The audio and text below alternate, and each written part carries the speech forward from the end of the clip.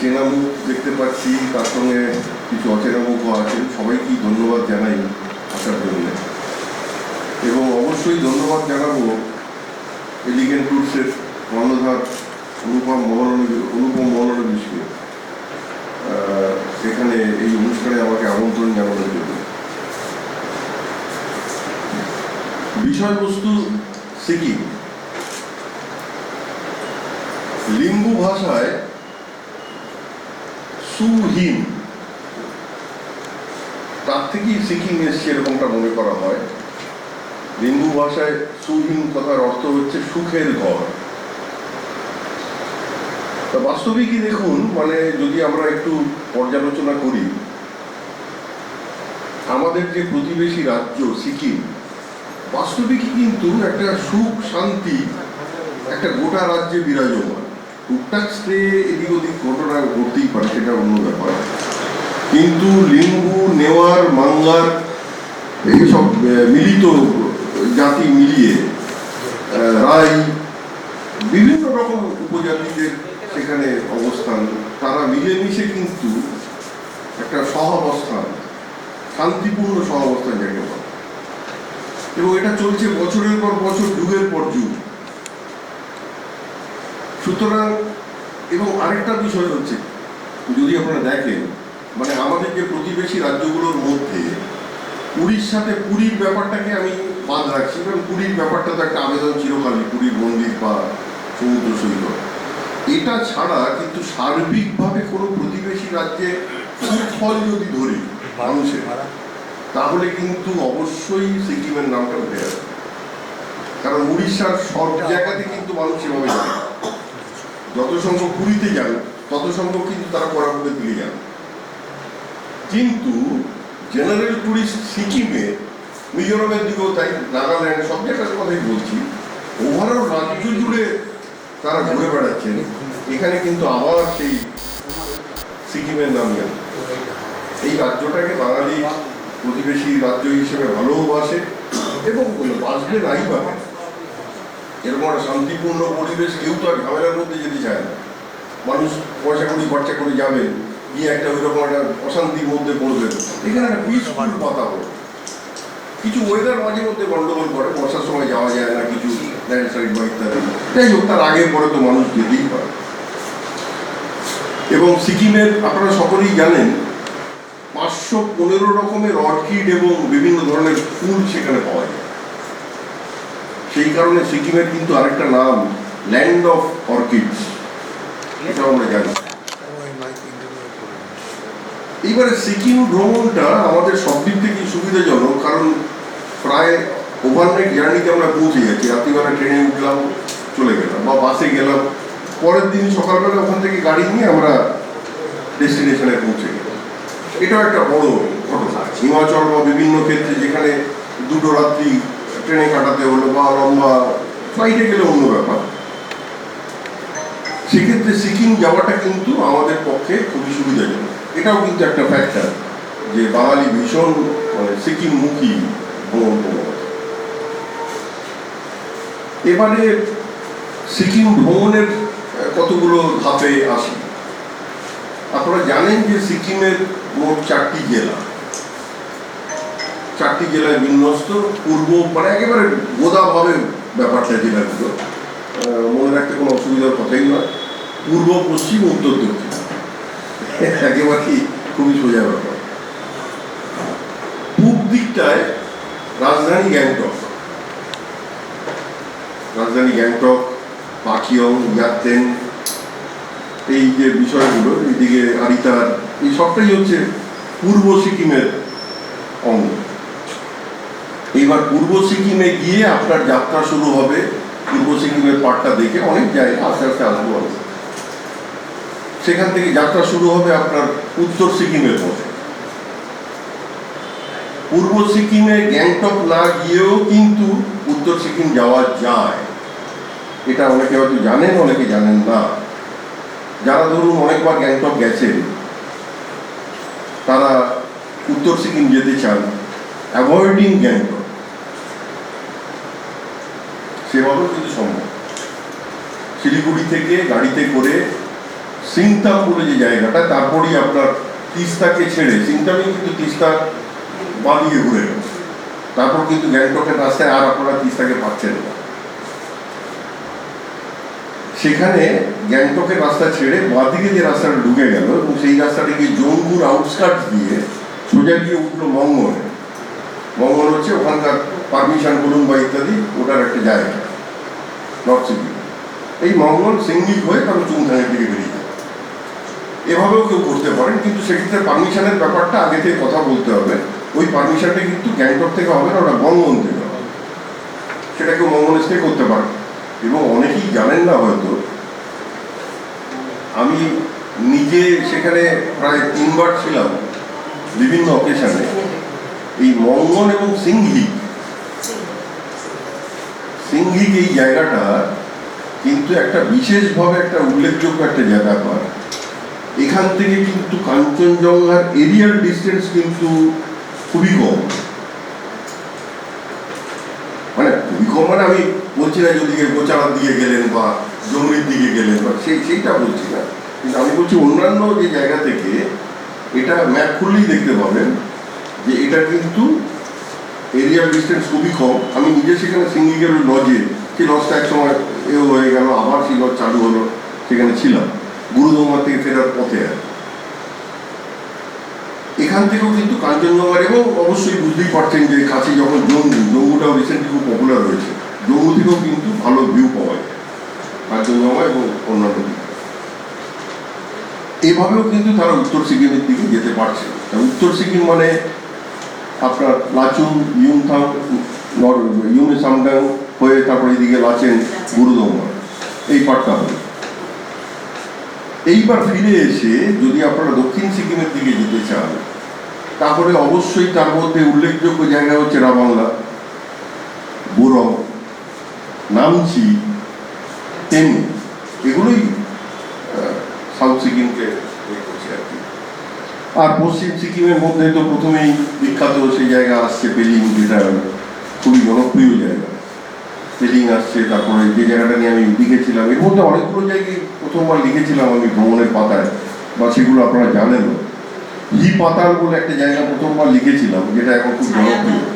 হ্যাঁ, একটা মজার স্টোরি আছে, সেটা বলছি আগে, মানে এইগুলো বলে নিই। পেলিং, তারপরে এদিকে বার্মিওক, তারপরে আপনার রিংচেংপং, কালুক, এইসব করে আপনার পশ্চিম সিকিম। এই মোটামুটি ভাবে সিকিমের ম্যাপটা এইভাবে বিন্যস্ত। এইবারে অনেকে আমি দেখি আমাদের ট্যুরিং প্যাটার্নের ক্ষেত্রে একটা পয়েন্ট আমি মানে অ্যাড করতে চাই, মানে সেটা খানিকটা একটু, অনেক সময় আমরা ব্যাপারগুলো না জেনে ভুল করে ফেলি। কিরকম ভুল? ধরুন আমি অনেক ক্ষেত্রেই দেখেছি যে কেউ ধরুন গ্যাংটক, পেলিং ইত্যাদি এগুলো ঘুরতে যাচ্ছে,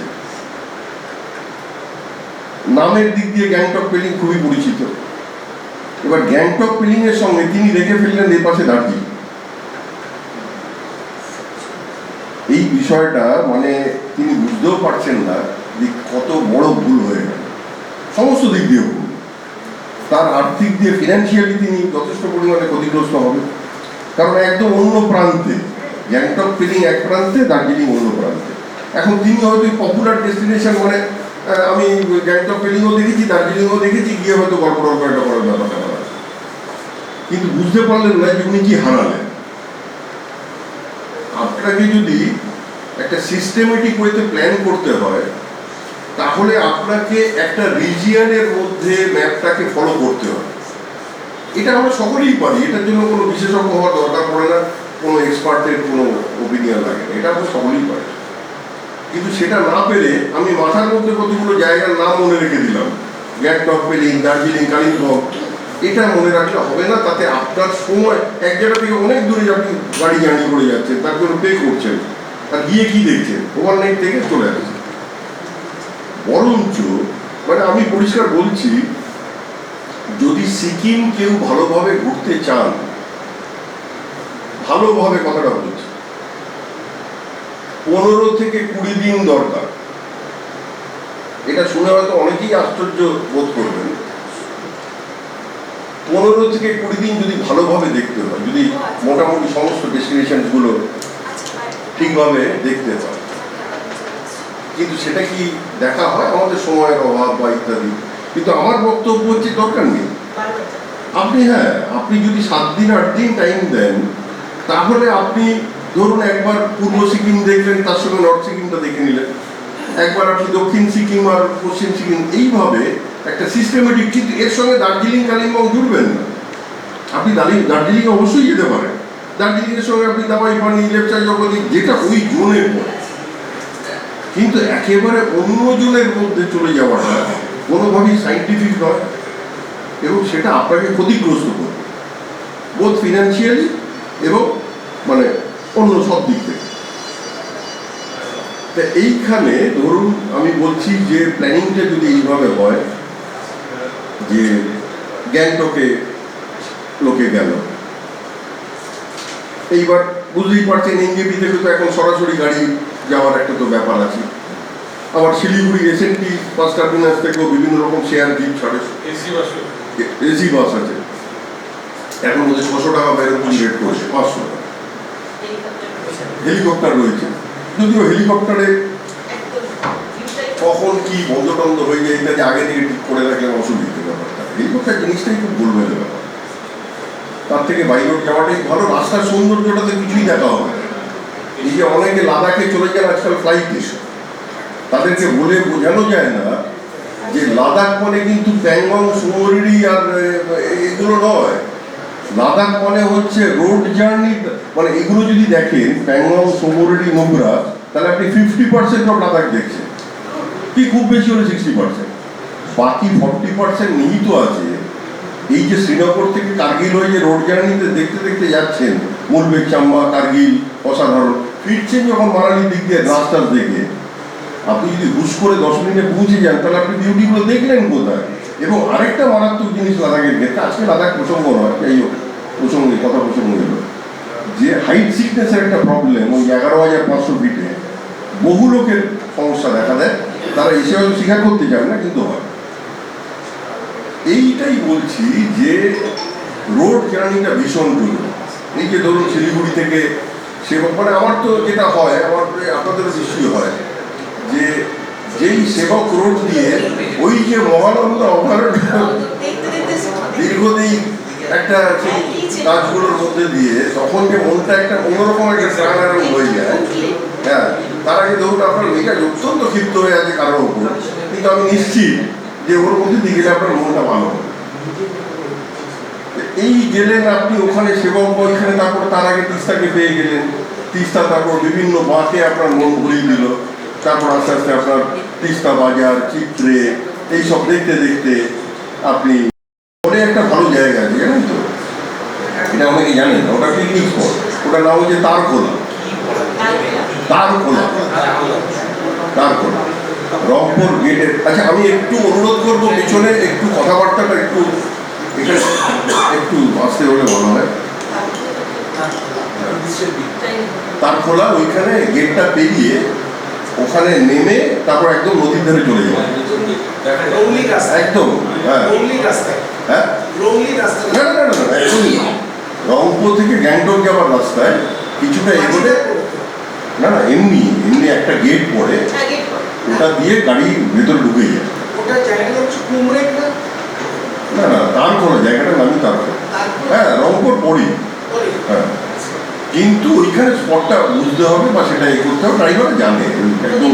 খুব সুন্দর স্পট, তিস্তাটা দারুণ বেড়ে। এইবার ওটা একটা পিকনিক স্পট, লোকাল লোকের অনেক সময় যায়। এইবারে এইভাবে আপনি আস্তে আস্তে গ্যাংটকের দিকে গেলেন। এই যে ধরুন গ্যাংটকে পৌঁছানো মানে destination is not your target.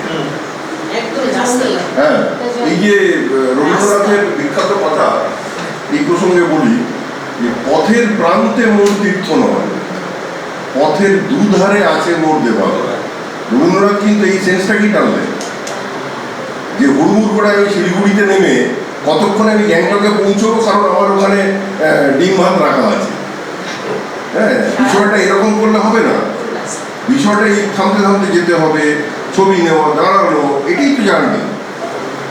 উতলা হলে চলবে না যে আমি কতক্ষণে গিয়ে টার্গেটে পৌঁছবো, তাহলে আপনি রাস্তার সৌন্দর্য দেখতে পেলেন, সেটাও কিছু কম নয়। তা সুতরাং সেই রাস্তার সৌন্দর্য নিয়ে আপনি এগিয়ে চলুন, করে আপনি পৌঁছলেন।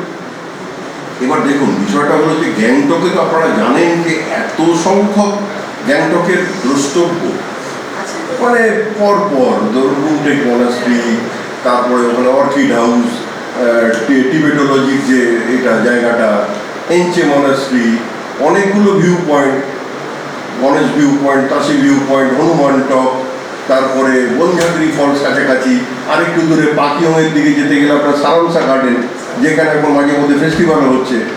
এই সমস্ত মিলিয়ে গ্যাংটক যদি প্রপার ওয়েতে কাউকে দেখতে হয় গুড়িছোঁয়া না করে, তার অন্তত 2 দিন লাগবে। রোপওয়ে আছে, এই সমস্তগুলো যদি এনজয় করতে হয়, এই ধরুন আমি বলছি অনেকেই জানেন না, গ্যাংটকের থেকে খুব কাছে একটা দারুণ, আমি প্রথমবার লিখেছিলাম এটা, পাংথাং বলে একটা জায়গা। তারপর অনেক হোটেলিয়ার্সের সঙ্গে আমার কথা হয়েছিল এবং আমি তাদের বলেও ছিলাম যে এটা কিন্তু একটা ইউনিক স্পট। খুব সম্ভবত ক্লাব মহিন্দার একটা বোধহয় কিছু একটা প্রপার্টি ওখানে তৈরি হচ্ছিল বলে শুনেছি। অসাধারণ জায়গা, এবং গ্যাংটক থেকে কাঞ্চনজঙ্ঘাকে যে ডিস্টেন্স যেভাবে দেখা যায় তার থেকে অনেক বেটার। এবার গ্যাংটক থেকে পাংথাংয়ের ডিস্টেন্স কিন্তু কিছুই নয়, মানে হার্ডলি ধরুন আপনার 15-16 কিলোমিটার। গ্যাংটক থেকে যখন আপনি যাচ্ছেন নর্থের দিকে, তাসি ভিউ পয়েন্ট, যেটা একদম তাসি ভিউ পয়েন্টের উল্টো দিকে রাস্তাটি চলে গেল পাংথাং।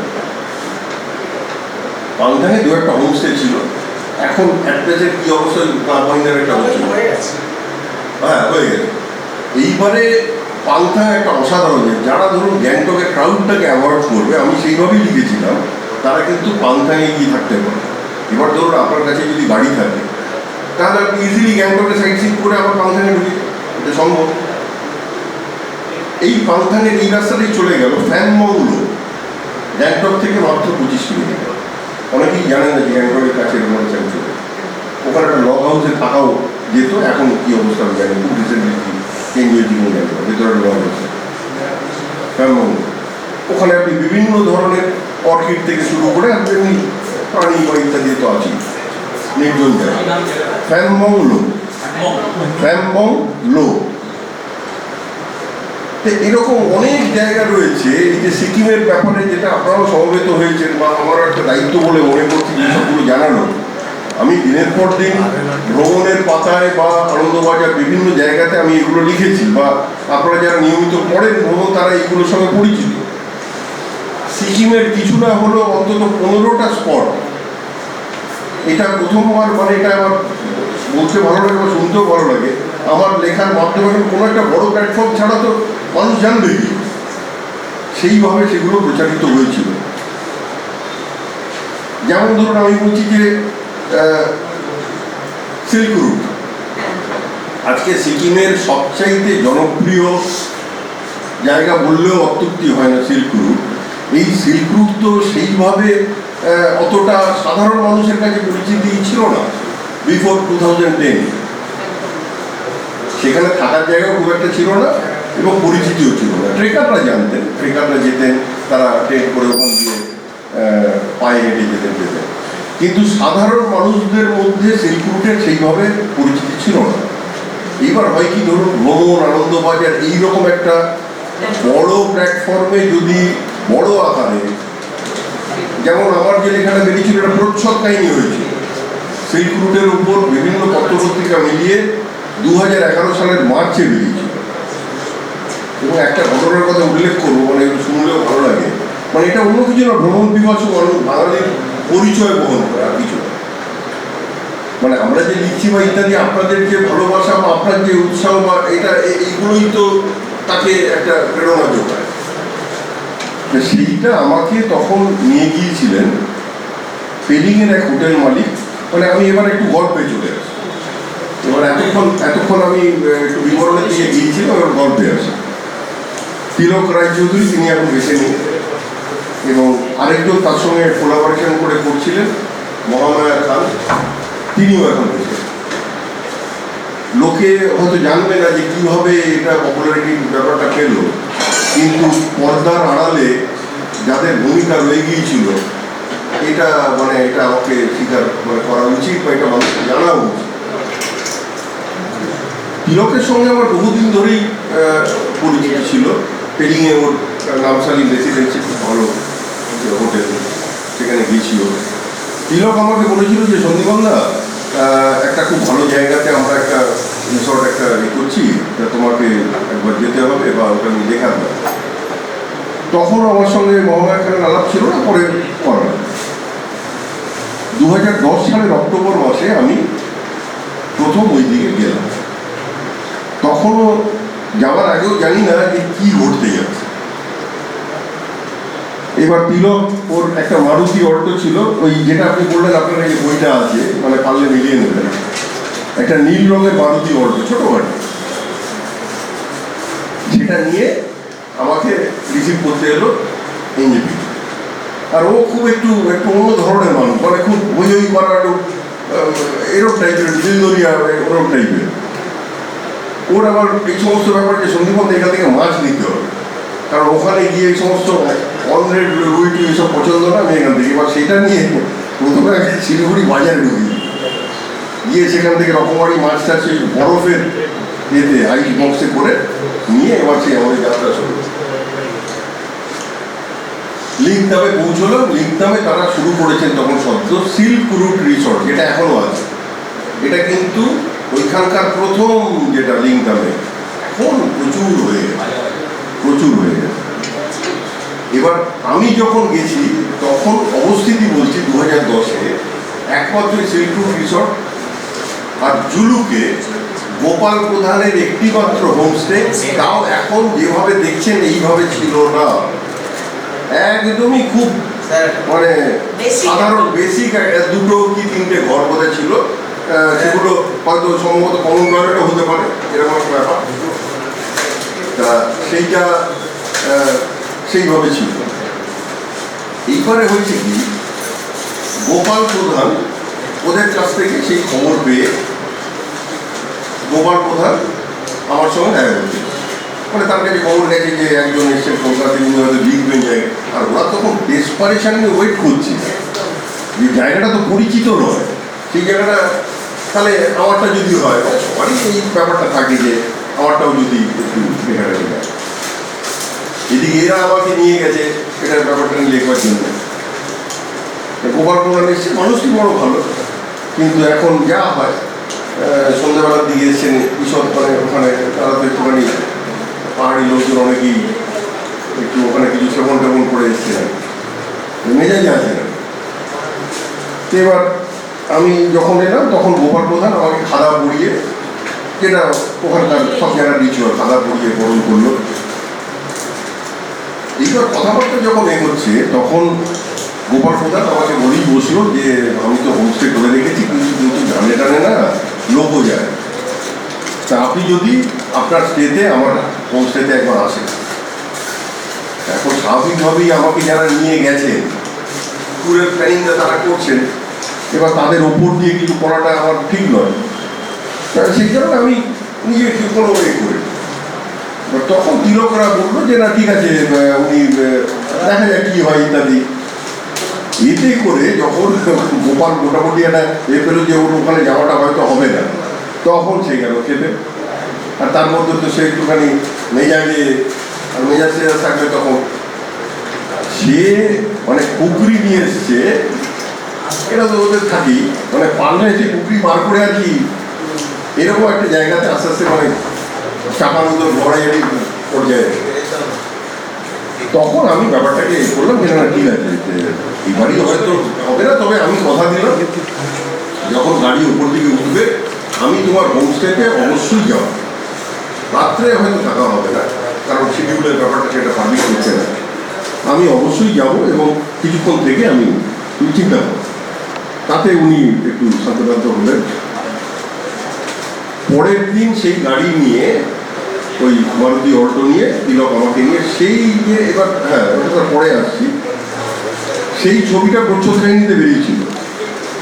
ওই যে নীল রঙের মারুতি, এখনো যদি যারা ভ্রমণ রেখে দিয়েছেন 2011 মার্চের ওই প্রচ্ছদকাহিনী দেখবেন যে ওই নীল গাড়িতে একটা আঁকা বাঁকা রাস্তা দিয়ে উঠছে, ওই ছিল প্রচ্ছদের প্লেন, এবং ওটাই প্রথম স্টোরি, মানে প্রথম মানে প্রচ্ছদকারী বড় আকার। ছোট আকারে এদিক সেদিক বেরোলে সেটা খুব একটা ইনসিগনিফিকেন্ট ছিল, খুব একটা মানুষের নজরেও পড়ে যায়, কিন্তু মানুষ সেইভাবে জানতে পারলেন। এবং সেটাই কিন্তু শেষ নয়, কারণ তারপরেও আপনারা যারা জানেন আমি ধারাবাহিকভাবে পুজো গাইডগুলোতে আমি সিকিম নিয়ে লিখতাম বহুদিন।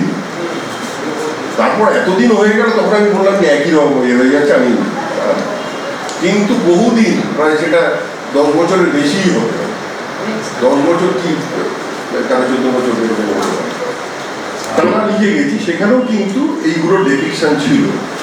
সুতরাং ধীরে ধীরে সিল্ক রুট এইবার গিয়ে আর করতে, এবার লেখাটার কথা বলছি, এইবার গিয়ে তখন আমি মোটামুটি ডেসক্রিপশন যা পেলাম তাতে করে কিন্তু তখন আমার মানে বুঝতে শুরু করলাম যে এটা একটা ইউনিক জায়গা, এটার মধ্যে যে সম্ভাবনা আছে এটা নিয়ে কিন্তু একটা বিরাট জায়গাতে ট্যুরিজমে যেতে পারে। তখনই আমি হাঞ্চ পেতে শুরু করলাম। সুতরাং এইটা নিয়ে লিখতে গেলে মানুষের কাছে সেইভাবেই পৌঁছানো দরকার যেটা জাস্টিস দেবে। ওই ফাঁকিবাজি করে এলাম গেলাম, ওই পাহাড়ে গিয়ে উঠলাম পৌঁছে গেলাম, এই ব্যাপারটা না।